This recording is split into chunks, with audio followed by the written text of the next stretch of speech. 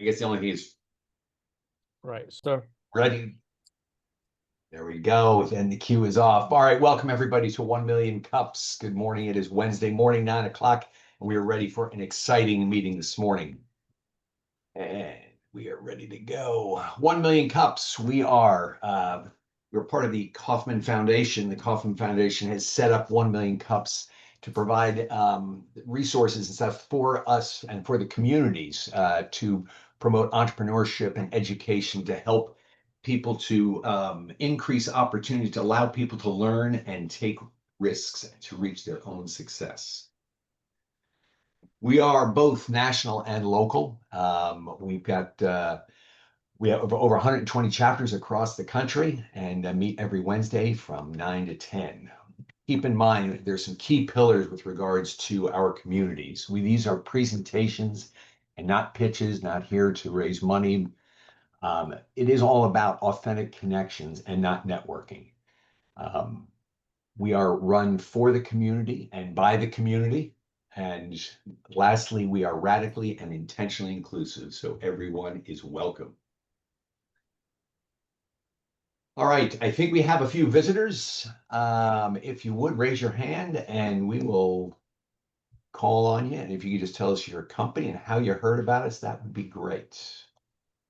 I can't see everybody. Let's see. Manish. Yes, I'm a new kid on the block, sir. Wonderful. So I'm local. I live in Loudoun County. Actually, I can walk to the Fairfax County. So I'm on the border of Fairfax and Loudoun, but my residence falls in the Loudoun County, near to the Cox Farm. So I worked 30 years in retail sales, fast food franchise business. And 4 months ago, I opened my independent insurance company. So I am working toward to home auto business insurance. However, I do have the life, health, annuity, and real estate license. Also, of course, I do have the property and casualty license as well. The approach, the reason I wanted to do it, I used to actually sell mattresses. Like I was really good selling it. People used to call me because I'm Dr. Manish. Like when you go to the mattress place, they will sell you a mattress.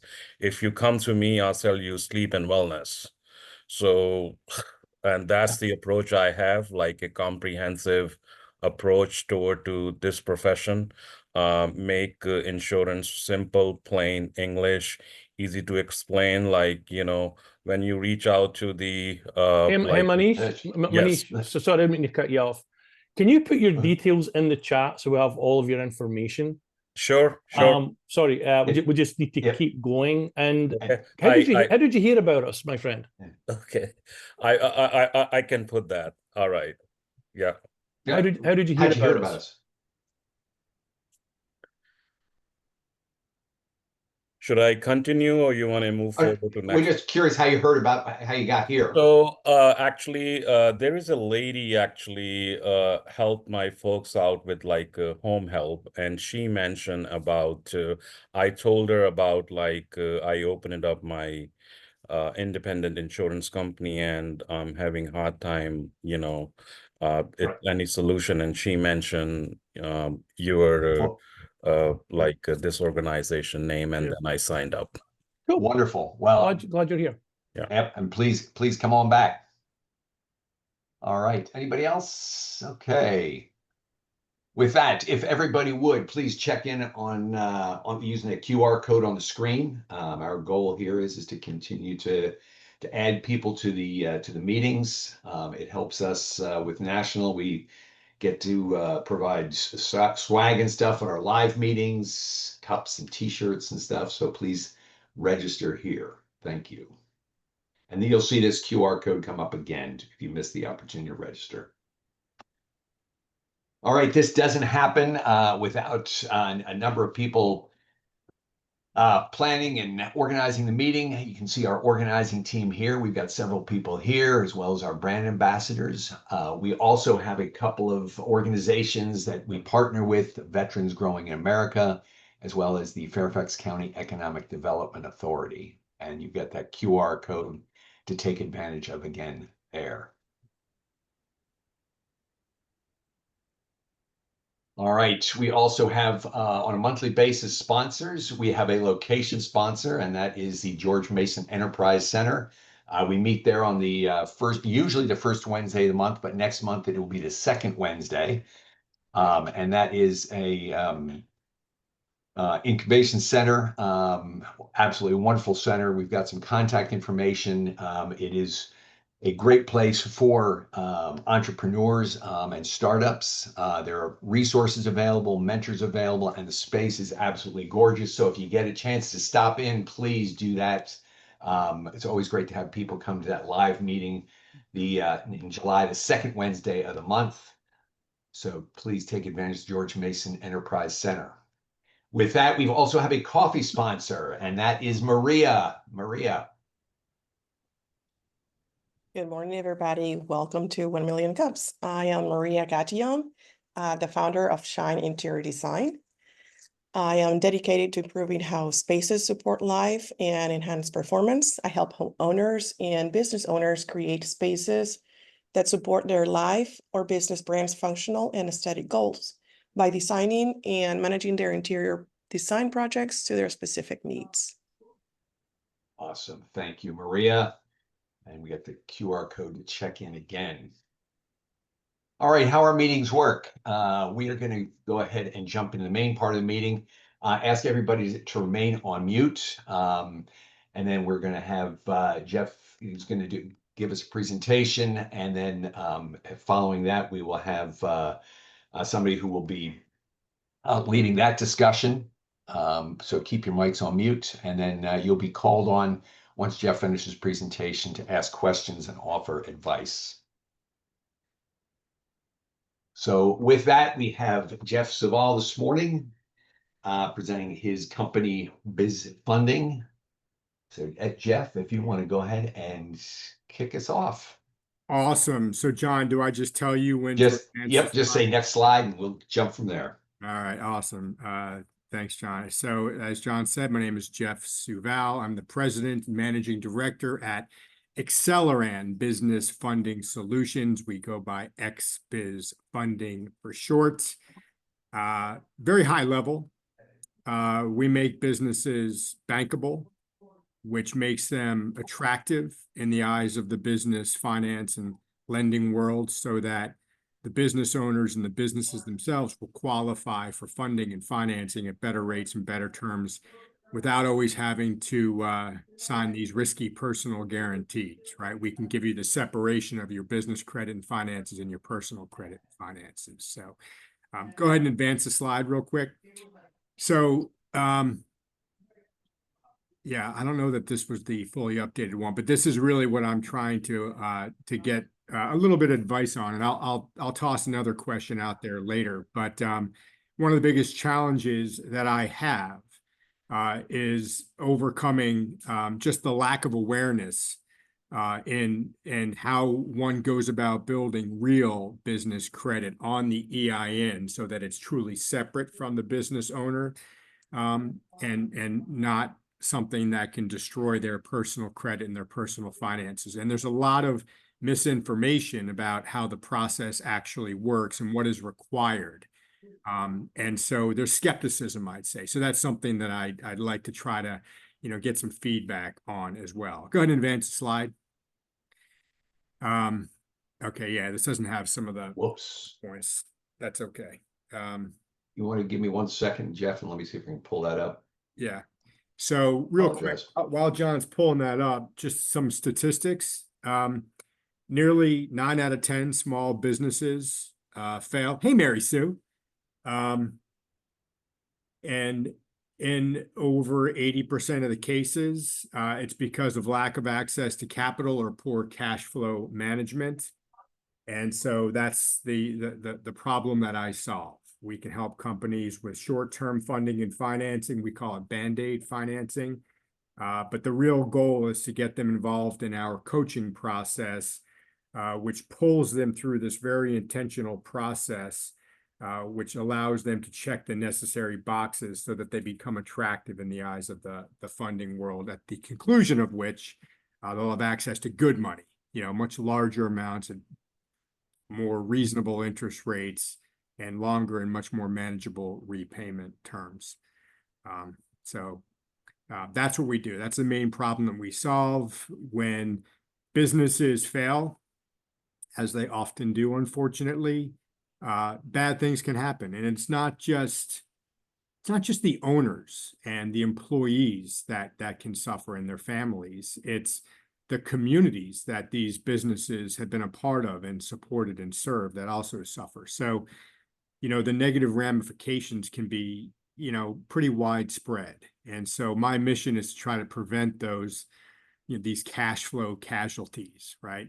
And try to strengthen the communities that they're in because of these businesses and their support. So that's my mission. In times like this that we're in right now, these are tough times. SMBs are struggling. There's just so much chaos going on, as you guys are aware of. And, that sort of environment leads to lots of fear, uncertainty, and doubt. And oftentimes those feelings paralyze business owners who don't really want to take action, which is, as you guys know, the exact opposite thing that they should be doing. These are the times when they really do need to take action instead of burying their head in the sand. So I consider my mission to be, to remind them of what their why is. Like, what was it that got them in business? To try to sort of reignite that fire and remember what that why is, and then to inspire them to, take action, to try to get back to that initial fire that got them in that business in the first place. And so it's about trying to give them the confidence in what they need to do to accomplish what they're hoping to accomplish. All right, looks like we're back.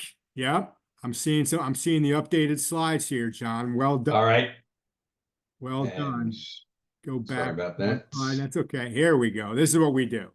So my business is, we have a national footprint. I have now 8 full-time, well, not full-time, 8 1099 salespeople on my team throughout the country. I have 22 affiliate partners. Affiliates are other business professionals with successful businesses, whether they're bookkeepers or coaches or fractional professionals that like me, they like what I do, and they like helping their relationships. And so the model is we have these affiliate relationships, and we actually compensate our affiliates. We do a revenue share for when we onboard a new client. But our goal is to solve cash flow and liquidity challenges to reduce business owners' personal, financial, and credit risk.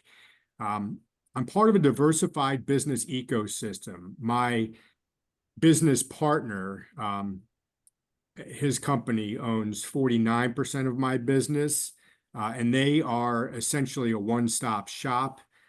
They started as a business management software company that effectively morphed into like everything else. So they do all sorts of other offer other business products and services that help companies improve their operational efficiency and increase profit. And many of the things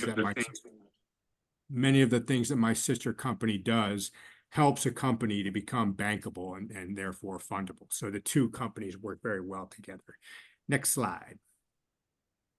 So we only got started. We launched this company just last year, about a year ago. I'd been in the business for a few years before that, working for another company where I was an executive vice president. That company was led by people that candidly just weren't good people, and they weren't doing the things that they were saying they were doing. And when that became known to some of us in leadership, we left, and many of us started our own competing organizations, and some of those you'll see later in this presentation. So we launched last year. We got our first client last year. Again, we have a national footprint with reps and affiliates throughout the country. Go ahead, John. Here's the problem we solve. cash flow and liquidity problems, and we can eliminate PGs by making businesses bankable and therefore fundable.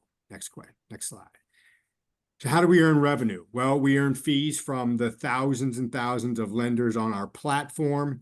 When we can help a business get non-bankable funding, bridge funding or financing because they're having some short-term challenges, we do earn a success fee for that. We also earn commissions for when clients engage with us to go through our coaching process. We charge them fees for that, so we earn revenue that way. And then when we bring them back out to market to get good funding, larger amounts of money at better rates and terms, again, we earn fees for that. But then my sister company offers all sorts of products and services that, again, help companies in a variety of different ways. And many of those products and services pay commissions, sometimes recurring commissions. So that's how we generate revenue. Next slide. Value prop. So we offer a software platform that allows companies to apply for funding and financing through tons of different partner entities on our platform. We have over 20 different types of lending programs, depending upon the business and what they're trying to accomplish. We offer both live as well as virtual coaching that helps businesses become bankable. Frankly, the virtual coaching, it's good. It's not as effective. You really need a live coach to help keep you accountable and pull you through the process. It's just much more effective that way. It means the clients tend to show up to their meetings. When it's virtual, they don't always hold themselves as accountable as they need to. Ideal clients, my largest client is about a $35 million a year top line revenue business, but that's big for us. Typically, we're talking 500,000 to 10 or 15 million in top line annual revenue is our sweet spot. We are industry agnostic. We have clients in virtually every vertical you can imagine. But the ones that we really resonate with are the more capital intensive businesses with a lot of expenses. So think of companies in construction, the trades like home services, any company in trucking or transportation. I spoke at 3 national trucking conferences last year. These are very capital intensive businesses. And when you have a lot of expenses, it allows us to help you build your business credit profile a lot more rapidly to get through our process. But really, any business owner that's concerned about that connection of their business credit and their personal credit is a great introduction for us. Like before getting into this business, I spent 30 years in traditional financial services. And the last 14 or so, I had my own retirement advisory practice. And I had big clients at one point. And I had won some engagements and I needed access to money to pay some outside consultants to help me do the work. So I opened a business line of credit. And that business line of credit proceeded to do a real number on my personal credit. And I didn't understand why, because it was a business line of credit. I didn't realize how connected that business line of credit was still to me personally. And most businesses don't understand that. So my FICO score took a real hit. So I felt the pain that I now try to solve on behalf of business owners. Why are we unique? We're very honest and intentional about the process and what it takes to be successful in it. We don't sell our service as a magic pill. Candidly, some of my competitors make it seem like it's easier than it actually is, which creates reputational risk for all of us in this space. If they're selling it as something that you sign up with us and your problems are solved without you having to do a whole lot, that's just not good for anybody, because that's not necessarily honest. So rigorous honesty, and the fact that we offer so many other products and services with our affiliated company gives me some unique pricing flexibility. Maybe another challenge question I have for you is that flexibility to try to be helpful. We've been more flexible recently as a result of this environment that we're in. And so it's helped keep sales robust. Hasn't been great for cash flow because we're collecting less upfront to get people into the program. But now we find ourselves also in the collections business, which is just far from ideal. And so that's a challenge that we'd like maybe to have you sort of spitball with us a little bit. Target audience, again, SMBs, all sizes, but generally 500,000 to 10 or 15 million in top line revenue is ideal. All industries, but the capital intensive ones, we can help more rapidly. Great partner organizations, some of these affiliates that I was mentioning before. I have business coaches. I have a couple of accounting firms as affiliates, a few bookkeeping firms, and then a couple of fractional COOs and CFOs that are affiliates of mine that have made me part of their business. So they can be great, great partners. And we also promote them on my sister company site as well. How do we market? I participate in lots of different business development and networking organizations. Some of you are familiar with Nexco. I'm part of the Nexco Coast to Coast chapter. Our president is joining us today. That's Mary Sue. That's a great organization with really great people. So that's been very good for business. But there's a few other Nexco type organizations that I actively participate in to find good either partners, affiliates, but also clients as well. All right, couple competitors or a few competitors. And all of these folks came from the last company that I was with as well.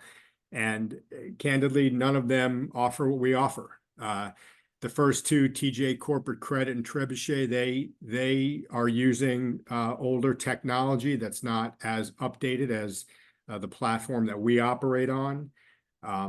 The business credit building world and what is required is evolving, especially in challenging environments like this. And our system is it's like the Apple iPhone 15 versus, the Apple, 8, right? And so we just offer better technology that frankly has a more streamlined process that gets people through the process more rapidly. And some of the requirements are harder today. And so I don't think that the old technology, which is what my old company used, does as good of a job. And none of them offer all of the other products and services that help businesses become bankable. And I'll give an example of that. My sister company is also very big in the merchant services, the payment processing space. Once you've been underwritten for like a real merchant services account, and I'm not talking about Stripe or Square, those companies don't really underwrite you properly up front, and they'll kick you out if you get a lot of your returns or chargebacks. But once you've been approved and fully underwritten by like a Global Payments or a Heartland or a, one of the Clearant, one of the more legitimate, larger ones, that lends a lot of credibility to your business and makes you look more attractive to lenders and other companies that invest in small businesses. Similarly, if you have lots of negative reviews on your company, on your Google profile, lenders aren't going to lend you money because you don't look like a good risk. And so my sister company, we have a very strong reputation management offering that helps companies clean up their negative reviews, especially if they're not fair or if they're not even honest. The FTC is cracking down on fake reviews, both positive and negative. So we have a great service there. And so again, a lot of those services help with a company to become bankable and fundable. Assurance Business Concepts uses the same technology that mine does. So they offer the same sort of approach, but what they don't offer are all of the other products and services that help a company become more bankable and fundable. Next slide. So again, I do believe that we're differentiated through honesty and candor. I did have a client that I onboarded last year who had been talking to one of my competitors as well. And I asked him why he ultimately chose to come with me. And he actually said, because you made it sound harder than the other guys did. And that just sounded more honest to me. And I appreciated that. Now, another, person at the same time had been talking to the same competitor, and that guy didn't come back. So maybe, they were looking for the easy way. I don't know. But frankly, some of those competitors that I mentioned in the previous slide have actually approached my partner and I about offering, some of those other services that my sister company makes available so that they can offer a more complete offering themselves. And we will probably allow them to do that because, look, it's going to help them, it's going to help their clients, and ultimately will help us too with revenue. But right now, we kind of like the fact that we are the most comprehensive solution. So we have not decided whether we're going to do that. But if we do, that'll be good for us, and frankly, be good for everybody if we do offer that. So how best overcome the lack of awareness and misinformation about the process of becoming bankable and properly fundable? And then the other thing that I would like to maybe spitball with you all is, because we're offering a lot more flexibility with our payment terms, and that has not necessarily been great for our cash flow because we're accepting less money up front. And now we have people on my team that it seems like their full-time job is to get the next month's payment from these companies that, we agreed to be more flexible with. And we did it because we knew it would help, and we knew it would help them. And we do appreciate the challenges that businesses are going through right now because of this climate. And frankly, it might even make us more relatable because, when our clients are having cash flow issues, and we are as well, it maybe makes us more easily able to relate to them. So perhaps it's a good thing in some bizarre way. But if you have some ideas about, how to effectively chase down some receivables, without having to, there is legalese in our contracts, and we don't really want to, enforce those things, not in this environment. I'd be open to some ideas. So that's it. That's my story. I'm sticking to it. Thanks for having me back. And thank you, Geoff. Floor is And, absolutely. Apologize for the slight technology glitch on yeah, our side. you're the man. You worked it out. I'm really impressed. But now I turn it over to the other John. There you go. Okay, so now I can lower my hand and everyone else can raise their hands. So Geoff, a bit of advice, give very short answers to people so that there's more time for people to ask questions and make suggestions. You can always just say, thank you, great idea, or of course, give a short explanation. Perhaps a good start would be for you to explain, I'm a small business coming to you, and with all your flexibility, what is your pricing up front for your consulting services where you're having trouble perhaps collecting on that? Yeah, so if they're going to pay it all up front, we're just shy of $5,000. We do offer now payment terms where they can extend that over a prolonged period of time.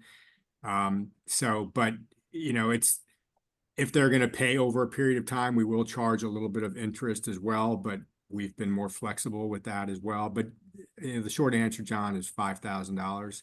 Okay. If you want to pay monthly, we can always make it work. That's the point. And if they're going to engage with some of my other sister company services, we can even cut that bill in half. If they're going to do their merchant services with us, or if we're going to throw in QuickBooks Online or something else, we're monetizing elsewhere, we can be even more flexible. So when you consider that $5,000 might get you $50,000 or $500,000, it's a drop in the bucket. Okay, Mary Sue. Hey, Geoff. So having seen your presentations from your last business, what I'm seeing on your website is just a lot of features, is just so much information. It's actually hard for me to go to your website and understand what the process is at all. I would like a one-pager, just talking about the steps would help, just understanding, and I think make it easier to even communicate. Because, the website's not helping you, I guess, is all I'm saying. Are you on the XBizFunding website? Yeah. Yeah, you're one. Yep. That's not designed by me. I'm sure it's not, but even one pager that you could share with people would be helpful. Yeah. I do have those. Good. Maria and then Deborah. So one of the things I've, as a brand new small business owner, is having the lack of understanding that what you mentioned, that first your personal credit starts your business credit. And I think that at this moment it's more important to see how that works. And for most people, at least our age and younger, they will go to social media.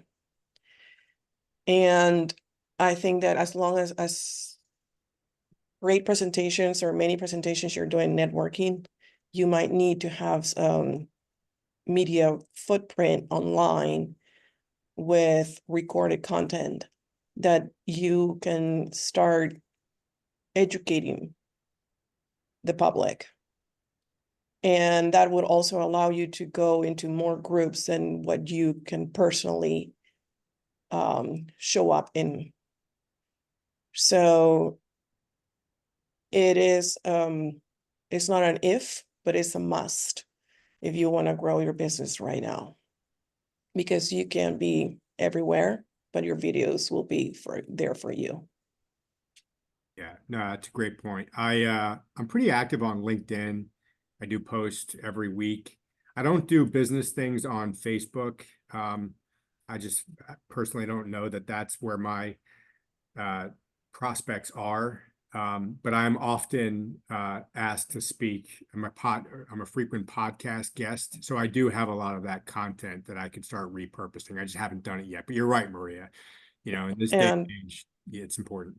Gotcha. And a follow-up,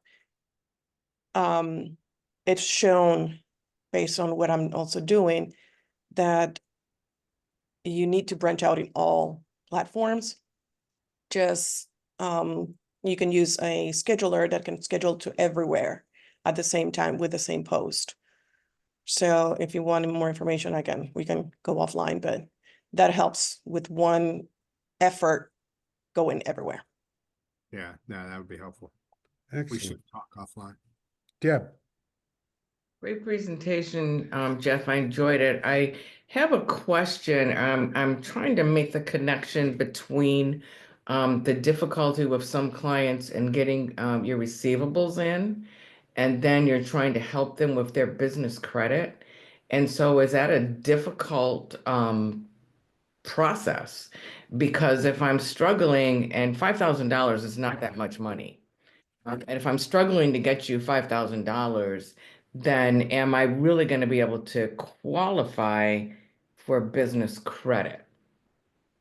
I'm trying to make, I have a follow-on question, I think, but I'm trying to make that connection. Yeah, no, it is almost crazy, Deborah, where you're like, you know, you're a $15 million business. I don't understand. But a lot of these businesses, the margins are tight, but it's not that they can't afford it necessarily. It's that they're just scared, right? They're like, well, I might need this for payroll. And that's where, if they're already in that mindset, I don't know what the future of that business will be, because they need to take action, because hope is not a strategy, right? You need to take positive action. But no, it is crazy. Some of the businesses that you're like, you're a $10 million business. What do you mean? And some of them, they've just asked for more flexible terms, you know, instead of the 5,000 up front, can we do this over 4 months or 5 months? And it's like, yes, we can. You know, we're trying to be as flexible as possible. And then, you know, we're hitting their credit card, automatically. They're asking us to reach out before the next payment. So it's frustrating. So then as a follow-on question, how successful are they in getting business funding? I would say for the non-bankable type Band-Aid financing, only about 10%, like not my clients, macro level, only about 10% of companies that are seeking that types of capital are getting offers. About 35% of ours are. So we are much more successful at getting them Band-Aid financing because my funding team is good. but we also, we tell them how the process works. And so they have to stop shopping elsewhere, because if they're shopping for a better rate somewhere else, that's going to create inquiries. They're going to be disqualified. They're not going to get anything. And so again, it's how we communicate with them. When we get them to go through our intentional coaching process, Deborah, I've not measured it, but I suspect only about 50% of my clients get through the process and become successful at becoming bankable. The other 50% would be successful if they had continued going through the process, but a lot of them lose steam. They stop meeting with their coaches. They don't go to the meetings that they've scheduled. And there's only so much that we can do. They have to commit to the process and their business. So there's nothing that we can do. So it would work 100% of the time for companies that go through it, but only about half actually get through the process. Thank you. Before I go back to Maria, Tom Sharp, I thought you had your hand up. Did you put it down? I did put it down because it was a typical Tom Shipe smart-ass comment I wanted to make. And did you mature since you put your hand up to have that self-actualization? It's impressive. Yes, I know, but I fell back a little bit here. So I would suggest that hope is a strategy along with lottery tickets. There you go. Mr. Foster, then Maria. Thank you, John.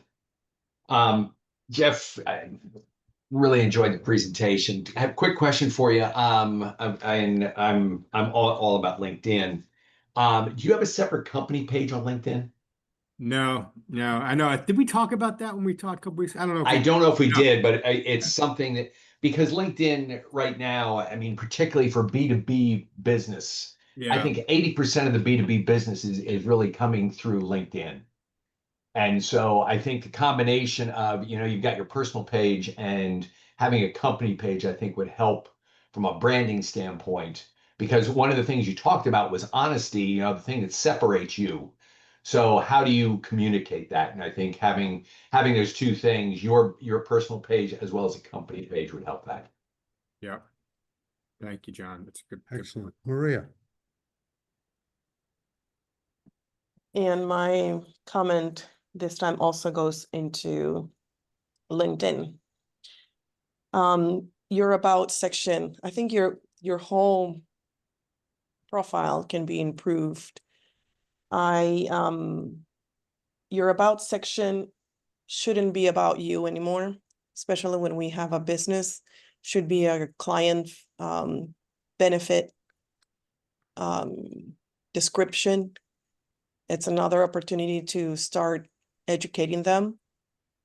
So when they come and meet you, it's more important of what you can do for them than all the years of experience that we've had and we've been. And I agree with John Foster. Your business page will double up your presence on LinkedIn, because you can actually do it does double. It's that second presence. So it's not only just you, but the business, and then you can post to both. Yeah. Would you recommend that again, the formal name of my company is Acceleran Business Funding Solutions. And the reason why we have the Acceleran name is because my sister company it's a very successful company with over 7,000 clients. So we leverage their name and their reputation in our name, but that's a mouthful. Acceleran Business Funding Solutions, right? So would you position it as XBizFunding, or? I think I would do Acceleran, just because you don't have a website, the control on XBizFunding website, by you creating just Acceleran as the main name, and then at the bottom underneath is the rest of the name. That way you start creating that image, and identity with logo and everything else.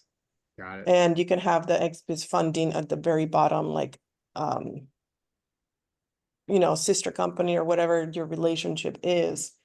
But that allows you to have control of what messaging you are providing to your clients.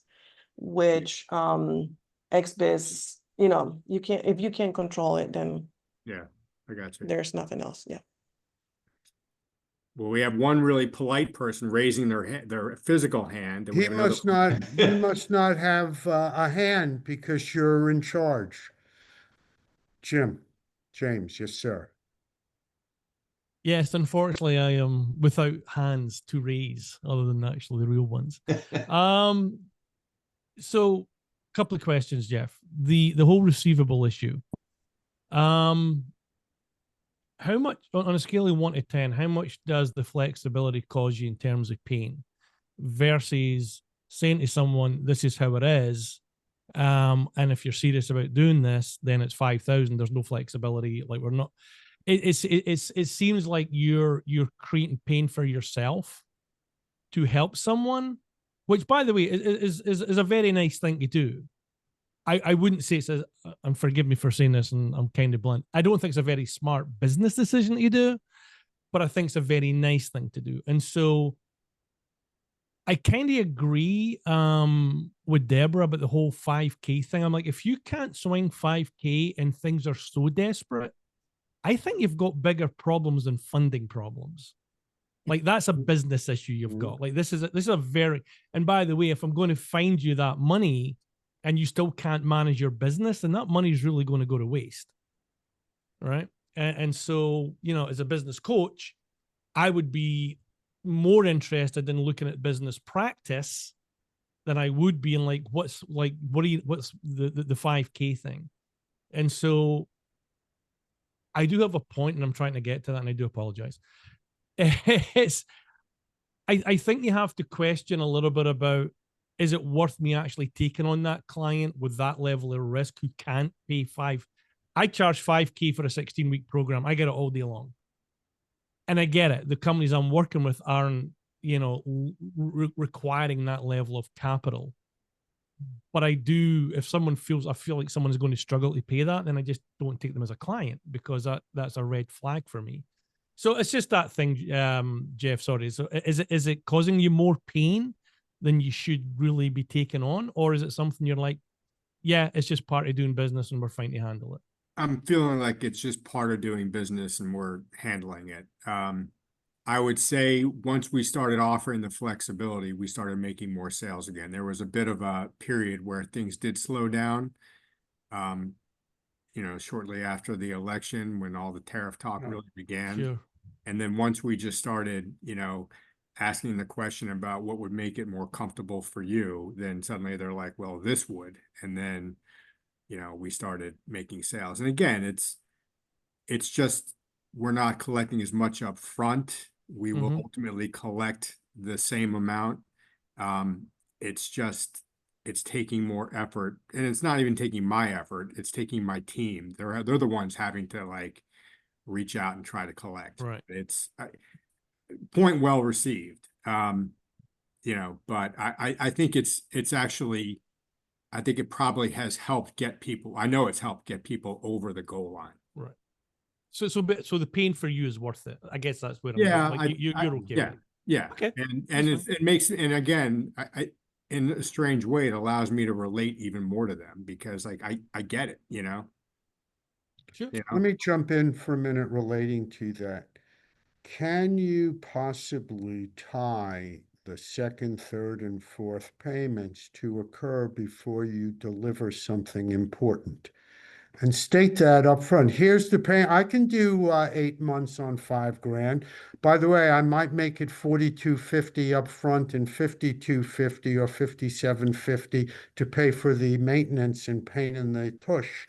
But I would say I can break it up into 4 equal payments, and payment 2, 3, and 4 are due on these due dates right before I deliver X, Y, and Z. So no ticky, no shirty. And very important. Yeah. Okay. I'm delivering, you deliver. And by credit card, by the way, because I don't want to chase you. And if your credit card is declined, I'll know where you stand. Can I do a follow-up, John? I'm sorry, because I know there was something else I wanted to jump in. I'm gonna have to take a lot of grief from Maria and Mary Sue. Yeah, but it's sorry okay. guys, I swear. I can't type and speak at the same time anyway. You talk about people following the process. Is part of them not following the process because they don't have enough skin in the game to begin with? So Like wait, if I've got so much flexibility in payment, then my not willingness, but even intention, I don't have that same level of get your shit done. Which is why we take the whole 5K up front, right? And now they're in it. Like they've paid the money. They need to get a return on that investment. Yeah. And so it might be actually that a flip thing where That could be that certainly could be part of it. I think what the biggest issue with them not getting through the process is many of these SMBs have control issues, and they want to be the ones that are doing all of the work to get through the process instead of like their number two or somebody else on their team. Sure. Where they should delegate it to somebody else because they don't really actually have the time to do it, right? So it's a combination of things, Jeff. Okay, just curious. All right, I'm going to shut the hell up now. Mary Good. Sue, Maria. First, Mary I have a Sue. quick one. Jeff, from a visibility perspective, have you considered doing Terry Teague's, digital power team? Because you're doing a lot of video, you're posting a lot on LinkedIn. It is such a no-brainer and only $99 a month. It really is a great way to increase your visibility. I was paying Terry Teague $400 a month to help me with some other stuff. And so, but we agreed that it wasn't getting me the ROI. And so we stopped. I love Terry and I think she's great. I know, but the digital power team has more amp, I think. I don't really. She didn't have that as an offering when I was working with her before. Oh, well, I don't know. So ask her about it. Okay, I will. Maria, you had your hand up for a moment. Yes, and it was going with the same follow-up question that James had. Okay. Which is, if they are not committing to the money, they're not committing to showing up. And as much as you want to generate sales, then those sales, are they making you spin your wheels? Because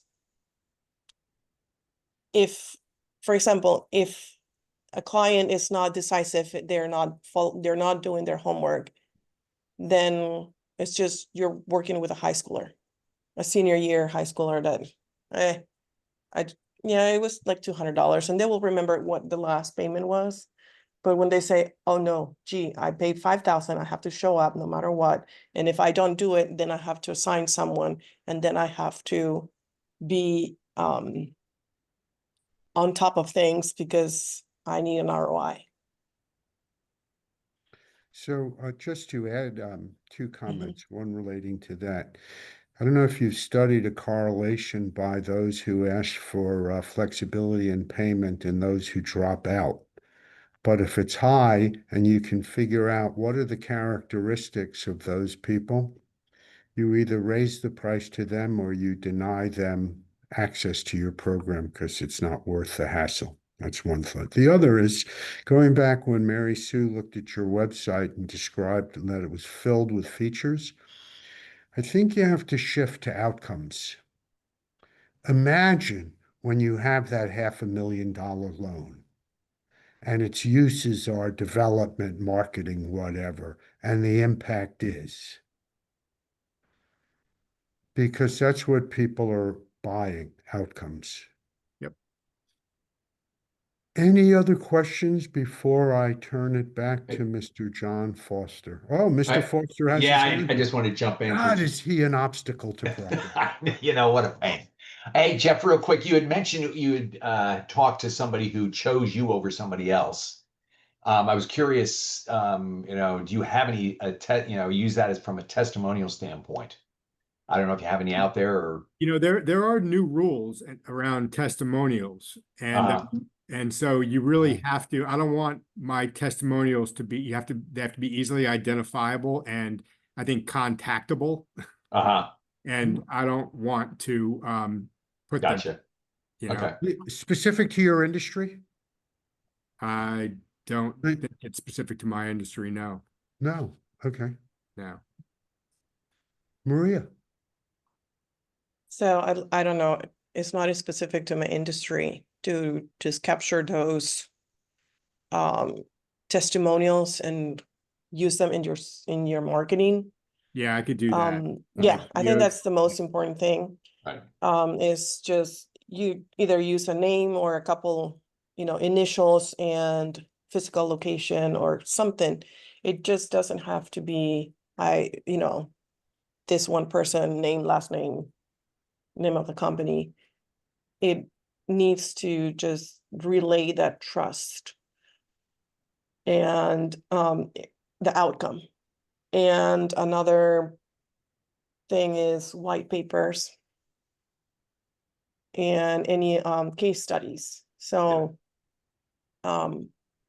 we can talk offline about that too, because there are some GPTs now that can help you create those in a few minutes.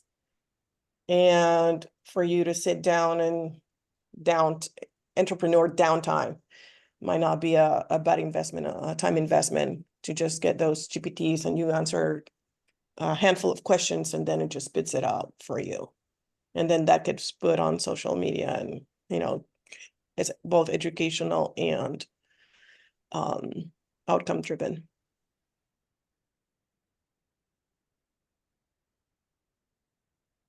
Hey, John, are we ready for the final question? I think so. I'm ready All to right. turn it back to you. Here we go. So, Geoff, our final question to you is, what can our 1 Million Cups community help you with today? How else can we help? Don't keep me a secret, John. No, you guys have been great. Like this is just really good feedback. And, some of this stuff, my partner, Sean from Accelerant, we do talk about this stuff a lot. And we do need to do some of these things. But, like a lot of small business owners, there's a lot of things that we're doing simultaneously. And it's a matter of just like, doing it sometimes. Because I do like to take some time off. Yeah. Well, great. This is great. This is great. Well, Geoff, thank you. Thank you for being here and the presentation. And with that, we are going to move on to wrapping up the meeting. So next week, we have our town hall, and John Rutenberg is going to be presenting next week. Got to be here. Yeah, moving from marketing into sales. And you better be here as well. Bring friends. All right.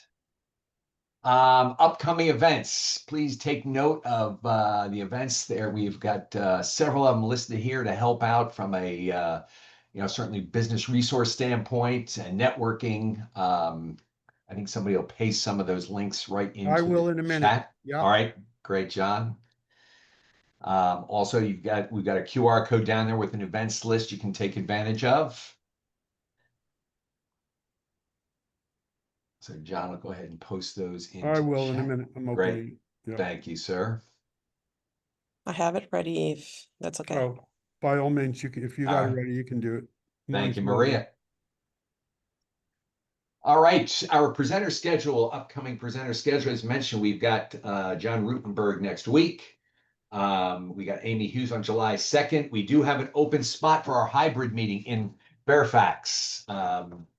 So if you're thinking about or know somebody else who might be thinking about wanting to present here, we have July 9th open and we've got the rest of July wrapped up. So take advantage of that. Hey, John, July 30th is Michael Butera. He is confirmed. No problem. Wonderful. But it is virtual. Great. Awesome. Yeah. Thank you, John. All right. Also, please help us spread the word. We've got another QR code down there with all those links in one place. Take advantage of that. Continue to spread the word for us. We're here to help and love the participation. And with that, we've got, gosh, what are we down to? We've got 5 minutes left. So with that, any other? I'll stop the recording. Great. Thank you, James. Save the chat. Yes.